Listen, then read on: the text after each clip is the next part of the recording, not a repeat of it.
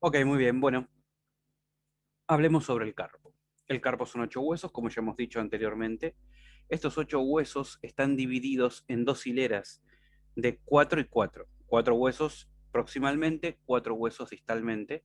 Cada hueso con su anatomía, cada hueso con sus relaciones y cada hueso con su importancia, por supuesto. Por eso vamos a tratar de hacer bastante hincapié en cada uno de los huesos, en su anatomía propiamente dicha y en sus relaciones, ¿sí? En su morfología anatómica y en sus relaciones. Bien, comenzamos entonces con la primera fila o primera hilera del carpo. La primera fila es el conjunto de estos 4 huesos que se ven acá, que de lateral a medial, esto es lo medial y esto es lo lateral. Quiere decir que acá estaría el cuerpo de la persona y este es el pulgar. En posición anatómica, el pulgar siempre está hacia afuera, está hacia lateral. ¿Mm? Entonces, de lateral a medial van a ser el escafoides, que es este hueso que está acá, escafoides, el semilunar, el piramidal, y por arriba, hacia anterior del piramidal, tenemos este hueso llamado pisiformes. Repetimos de nuevo: escafoides, semilunar, piramidal y pisiformes. Escafoides, semilunar, piramidal y pisiformes. ESPP, ESPP. ¿Mm? Escafoides, semilunar, piramidal y pisiformes. Ahora vamos a hablar de las características propias de cada una digamos, de cada uno de estos huesos desde el punto de vista anatómico. Bien, generalidades de cada uno. Repetimos, que vamos a abordar estos huesos entonces,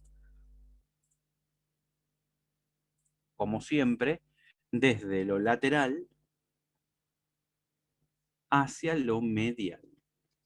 Cada uno de estos huesos, por supuesto que al ser huesos cortos, tienen una anatomía particular como cada hueso corto, y tienen una cara palmar, que es esta cara que estamos viendo, y también tienen una cara dorsal. Y después tienen caras particularmente. Bueno, todos estos huesos de la primera hilera es válido para los huesos de la segunda hilera, pero ya abordaremos las generalidades de la segunda hilera. Son huesos cortos, ¿m? Son huesos que anatómicamente tienen 6 caras.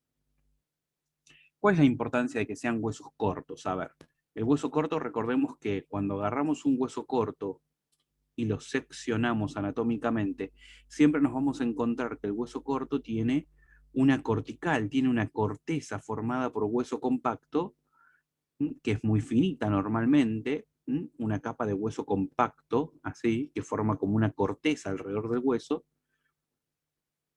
y después encontramos el resto del hueso hacia adentro formado por una trama de hueso esponjoso. Es como una esponja. Hacia adentro es como una esponja, este hueso. Entonces, tenemos esponjoso en el centro y después tenemos una cortical, una corteza que es de hueso compacto. Esto desde el punto de vista de su constitución interna.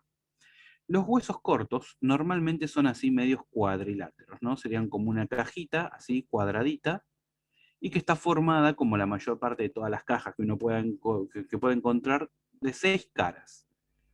Estas caras vamos a tener, de las 6 vamos a tener una cara palmar, que mire hacia la palma de la mano, es decir, que sea anterior; una cara dorsal, es decir, que mire hacia la parte del dorso de la mano, es decir, hacia posterior; y después va a tener 2 caras articulares superiores, es decir, en realidad sería superior e inferior, que dependiendo en dónde esté el hueso, si estamos en la primera hilera, la cara superior casi siempre va a ser articular, pero con el antebrazo, y la cara inferior va a ser articular con la segunda hilera del carpo; y 2 caras laterales, ¿sí? O lateromediales, podríamos decir, 2 caras que van a ser una lateral y la otra medial. Casi siempre estas caras son caras articulares, es decir, que son caras que van a tener una superficie articular. Y si tienen una superficie articular, vamos a ver que van a estar revestidas por su cartílago hialino correspondiente, papá, ¿no? Con una cápsula, con todo ese tipo de cosas, porque estas articulaciones entre estos huesos son todas artrodias, y las artrodias están dentro del orden de las articulaciones de tipo diartrosis. Por lo tanto, si son diartrosis son sinoviales, y si son sinoviales tienen que tener una cápsula con una membrana sinovial que tapice esa cápsula por dentro y que produzca el líquido sinovial. Quiere decir que todas tienen su estructura, su cartílago hialino, su sinovia, su líquido sinovial, etcétera, etcétera, aunque el movimiento que tienen es muy poco. Entonces repetimos, las generalidades de estos huesos, de cada uno de estos huesos, que uno puede ser más cuadrilátero que el otro, de eso no hay ninguna duda, ¿de acuerdo? Pero en sí estos huesos están formados de esta manera. El primer hueso de lateral a medial es el escafoides, este que dijimos así. El escafoides podríamos asemejarlo por ahí a una especie de rectángulo, va a ser como una especie de hueso rectangular, dispuesto no en sentido horizontal, sino que con una leve disposición en sentido oblicuo, oblicuo, se dispone en sentido desde arriba hacia abajo y de medial hacia lateral, y en realidad por ahí no es tan perfectamente rectangular, sino que acá deberíamos graficarle una cierta curvatura, así, una cierta curvatura. Quiere decir que el hueso tiene una cierta curvatura de esta manera, ¿no? Así sería el hueso entonces en realidad. Bien, una curvatura hacia arriba y una curvatura, por supuesto, hacia abajo ahí. Esto es lo que le ha dado el nombre de escafoides. El término escafoides significa barco, representa a un barco. Quiere decir que este hueso tendría, si este hueso en vez de ponerlo boca abajo, lo damos vuelta, cosa de que estos extremos estén para arriba, el hueso quedaría orientado de esta manera. Quedaría orientado de esa manera.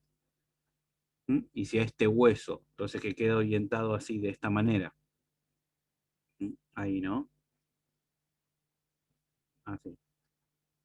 Si a este hueso le ponemos, bueno, una quilla acá abajo, ahí. Le ponemos acá un mástil y le ponemos una vela, bueno, y acá le ponemos uno de esos palos así anteriores que tenían los barcos vikingos. Bueno, parece un poco una goleta vikinga, ¿no? Así, ahí, hacia anterior. Un segundo palo ahí. Bueno, entonces más o menos parece un barco que se está hundiendo, pero parece un barco en definitiva. De ahí viene el término escafoides. Escafoides significa en latín barco. Entonces este primer hueso tendría, ponerle, si le ponemos una imaginación monstruosamente importante, tendría forma como de barquito ahí medio que se está hundiendo, ¿no? Una forma de barco. Bien. El segundo hueso, anatómicamente, tiene forma, esto lo podemos discutir toda la vida si queremos, pero bueno, podríamos también, haciendo uso de una imaginación monstruosa, podríamos asemejarlo morfológicamente a una media luna. Es un hueso que tiene medio como una forma así, medio, medio como de semiluna o como de segmento semicurvo, ¿no? Bueno, entonces, este hueso se llama semilunar. Entonces, este primero es el escafoides, el semilunar. Después viene un hueso que tiene forma de pirámide, pero no de pirámide. Es decir, una pirámide normal sería una estructura así. Ahí. Con un vértice, lógicamente, bueno, ahí está, no siempre sale bien, bueno, con un vértice apuntando hacia superior y una base, que sería todo esto que está acá, ahí, apuntando hacia abajo. Bueno, en este caso, esta base queda apuntando hacia acá, y este vértice, que no es un vértice puntiagudo, sino que es más bien un vértice medio redondeado, medio romo, ese vértice quedaría orientado en sentido descendente. Ahí está.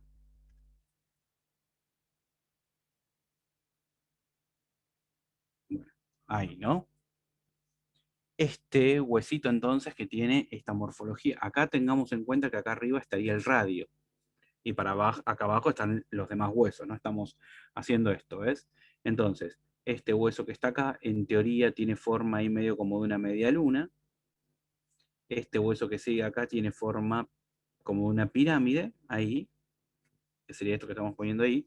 Y arriba de esta pirámide, acá arriba justo, casi en el vértice de la pirámide, pero apoyado hacia anterior, encontramos un hueso redondo, ahí. Un hueso redondo, apoyado arriba.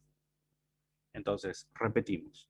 El barco hundido, este escafio o escafoides, el semilunar, que tiene forma de semiluna, el piramidal, que tiene forma de pirámide, invertida de base superolateral, es decir, de base superior hacia superior y hacia lateral, teniendo en cuenta que esto es medial, y después tenemos el pisiformes.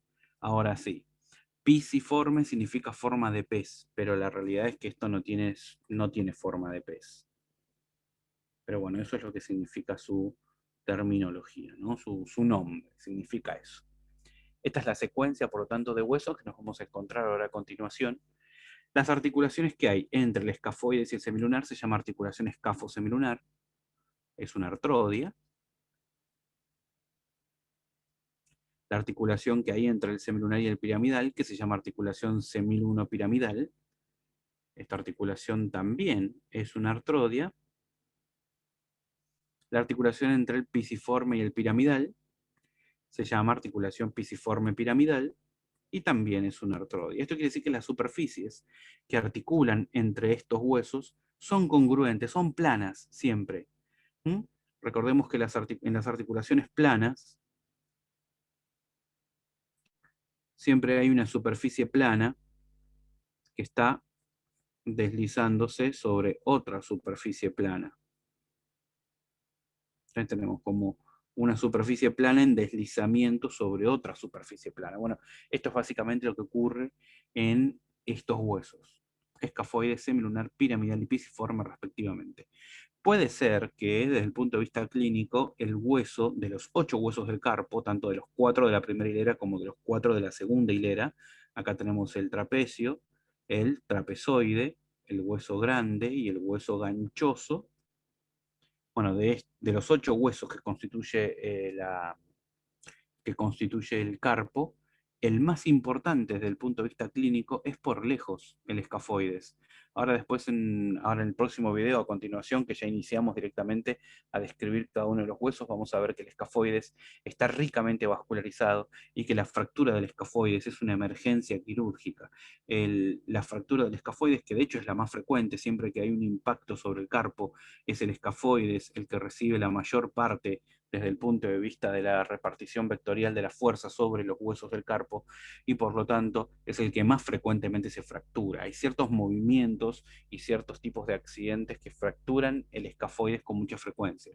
Y el escafoides, por estar irrigado de una manera especial y ser el que más irrigación goza, también es el que más cuidado un médico debe guardar a la hora de diagnosticar y de potencialmente tratar una fractura de escafoides, porque es justamente como está el que está más vascularizado, es el que peor pronóstico tiene en su recuperación, es el que recuperación más lenta tiene y es el que el compromiso vascular de este hueso mayor importancia médica tiene, porque si vos fracturas el escafoide, y como el escafoide está muy irrigado y se relaciona directamente con la arteria radial, es muy probable que también tengas un compromiso de arteria radial, que es la principal responsable de la irrigación de la mano.